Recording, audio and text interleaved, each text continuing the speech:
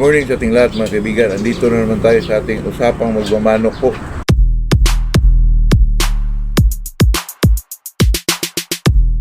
Kahapon mga kaibigan ay nag-immunize tayo, nag-vaccine tayo ng gumburo po. Kasi yung gumburo mga kaibigan ay yun yung para siyang kuksi din mga kaibigan na medyo maghina yung manok. Medyo sila, nalulungkot at saka para din silang kuksi mga kaibigan.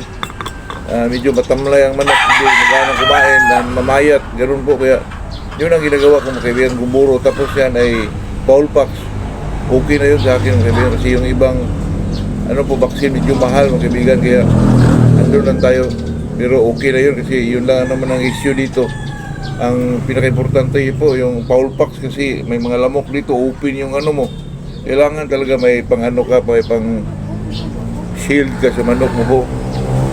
Pag-usapan natin mga kaibigan, kasi na-topic ko nung isang araw na bago mag-kondisyon ay mag-declogging. May nag-comment sa atin mga kaibigan na daw yung sa kanya, wala daw Bactidol, kaya ang ginawa niya ay tanduay daw ang dinagay niya sa mga kaibigan, yung kuton. Tapos sa po declogging, pero sa akin po ay hindi ko po yung tanduay mga kaibigan, kasi medyo alcohol yun. Medyo mataas ang ng alcohol ng tanduay po, kaya pwede na yung mga mga kaibigan, astringosol, yung yung isa, yung Listerine, yun pwede na yun kaibigan. May nagtanong din mga kaibigan kung paano daw gawin, mahirap po, hindi natin pwede palabas ito kasi bawal yun mga kaibigan. Ang gawin nyo lang ay kuha kayo ng kuton, lagyan mo ng Bactidol o Listerine man, yan mo dun sa ilalim ng ngala-ngala ng mga kaibigan, manok. Tapos silain mo palabas po. May mga madala dyan na medyo parang prima mga kaibigan. Yun lang po, kasi yun talaga ang pantanggal ng mga kaibigan, lalo na pag sipo na hindi masyadong matagal na hindi na gumagaling. Yun talaga ang solusyon mga kaibigan. Ito rin tanong ni daw ang tamang painom ng yung Enervon sa B12. Talaga itong Enervon sa B12 mga kaibigan, kasi po kahapon may subscriber naman tayo nagsabi na nalo daw yung manok niya. Yung sinalihan niya, derby ba yun? Enervon lang at sa B12 daw gamit niya mga kaibigan. Halimaw daw yung manok po. Totoo yan mga kaibigan. Kahit sino yung yung hindi pa nakagamit ng Enervon B12, i-try nyo po, di ba? Magulat kayo mga kaibigan. Kaya sa lang yun, yung Enervon B12 mga kaibigan, Enervon sa umaga 8 o'clock, tapos B12 sa gabi po. Pero alternate yun mga kaibigan. Example, Monday magbigay ka Enervon, umaga 8 o'clock, pagkatapos nilang kumain, tapos kinabukasan wala yun, tapos sa bukas na naman B12 sa gabi mga kaibigan. Yun lang po. At saka 3 days for the fight, pahinga na po. Last bigay mo Enervon mga kaibigan. Yun lang po. Kasi naman pag ako naman mga kaibigan, hindi naman ako makabigay sa inyo ng kung gusto nyo, tingnan nyo po doon sa pobreng magmamanok mga kaibigan. Doon po yun, yung Enervon B12 mga kaibigan. Dalawa yun, yung isa Rubicon sa B22 po bro. Ibang bigayan, kasi yung Rubicon sa B22 sa gabi pareho po ibigay nyo, pero alternate pa rin mga kaibigan. Kaya yun lang po. At saka itong sabi nitong natin na nagtaka daw siya, yung manok niya hindi kumakain mga kaibigan, wala naman daw sakit. Ganun talaga yun mga kaibigan, kasi ito kasi magpapakain tayo ng manok natin, lalo na pag medyo damihan nyo ng pagbigay po. Medyo ang manok ayaw na pong kumakain po, kasi nakita niya yung medyo marami mga kaibigan. Kaya kung nakita nyo na medyo ang manok mo ay mahinang kumain, bigyan nyo lang ng kunti po para talaga magana kumain mga kaibigan. Yun lang ang dyan, yun lang ang solusyon dyan. Huwag mo masyado damihan, ka talaga ng takala na yung isang kutsara kalahati lang po, yung 35 to 40 grams lang mga kaibigan. At saka pag hindi maubos, sa susunod na kainan nila, bigyan mo lang ng kunti mga kaibigan. Huwag kang mabahala na kunti lang, kasi mabawi naman yan sa susunod. Kasi pag medyo na sila, yung medyo talagang sabik na silang kainin po, talagang ubusin yun mga kaibigan.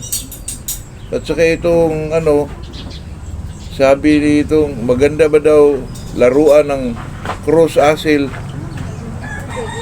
kahit hindi baby bulls, ang ito ng mga asil, mga kaibigan, talagang ano po, maganda talaga ang laruan ng manok pag may cross sa asil, mga kaibigan, kasi itong mga manok na to, parang Bisaya lang nito po. May mga ilag, tsaka ano din ang cutting nito pag mga asil po, kasi ito ay mga ano din, parang mga Bisaya manok, mga kaibigan. Nasa akin naman dyan mas maganda round head na lang, mga kaibigan.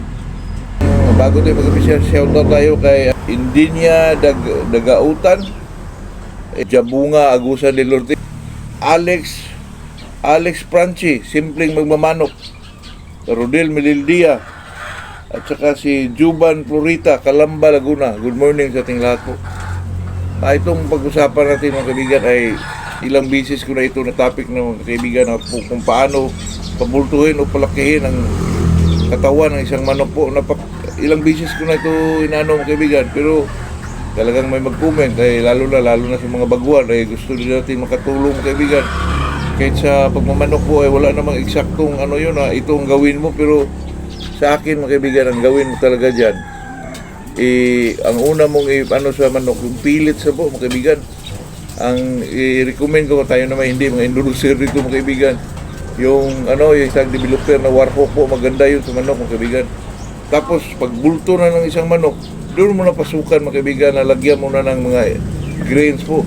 Kaya talaga bumuka yung katawan ng manok. At saka palagi ko na itong sinasabi, mga kaibigan, sa mga dating vlog ko pa, na ito kasing pagpabulto o pagpalaki ng isang katawan ng isang manok ay may iba talaga, mga kaibigan. Kahit gaano pa siya kalakas kumakain po, gaano pa kabilis kumakain yan, tapos ang katawan niya ay nagpundo lang po sa ganun kalaki, mga kaibigan, na hindi masyado lumalaki po.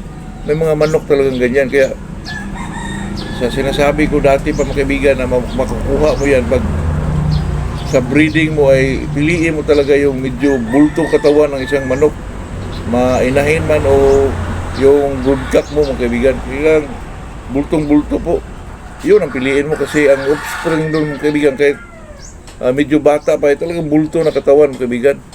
Kaya yun ang sinasabi ko, na kung ating pinag-usapan dito kung paano pabultuhin ang katawan ng isang manok, ay hindi tayo makasigurado dyan, mga kaibigan, na talagang bubulto yung katawan ng isang manok, kasi makuha kasi yan sa bloodline ng isang manok, mga kaibigan, o sa palahi nila po. Pero ang pagpabulto talaga ng katawan ng manok, mga kaibigan, ay anuhan mo yan ng pellets o pisa po. Yung mga 5 to 6 months old, pellets lang, mga kaibigan.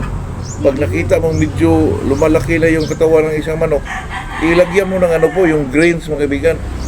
Mayroon namang mga halong katulad ng mga Inermax. Yun ang ibigay mo po, kahit pabayaan mo lang dyan.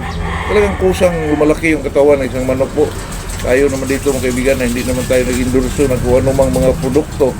Sa atin lang dito ay yun lang nakakatulong sa ating pagmamanok po. Kasi, mga kaibigan, palagi ko nang narinig yan paano pabultuhin, pabukain. Naku, huwag kang mabahala dyan, mga kaibigan.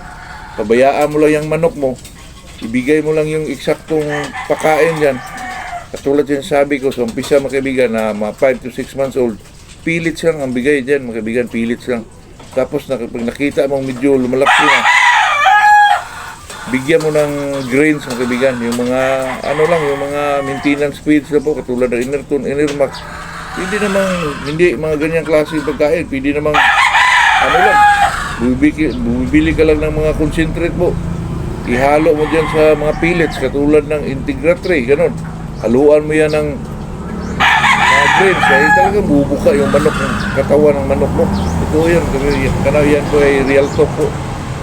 Huwag ka na mag-isip para super buka, mga kaibigan. Pabayaan mo lang kung gaano ka buka yung manok mo. Huwag ka nang imagine pa na napakabuka po, kasi alam mo na yung manok, mga kaibigan, ay hindi naman yan kailangan pabukain mo. Kailangan mo, mga kaibigan, pabultuhin po. Mga kaibigan, napaka-importante yun, yung pellets, kahit mga ordinary pellets, kahit mga PDP, Integra-3. Tapos pag nakita mo ng medyo lumalaki ng konti po, lagyan mo ng grains, mga kaibigan, para medyo bumubuka na gumagaan po. Yun lang, mga kaibigan. Good morning sa ating lahat po.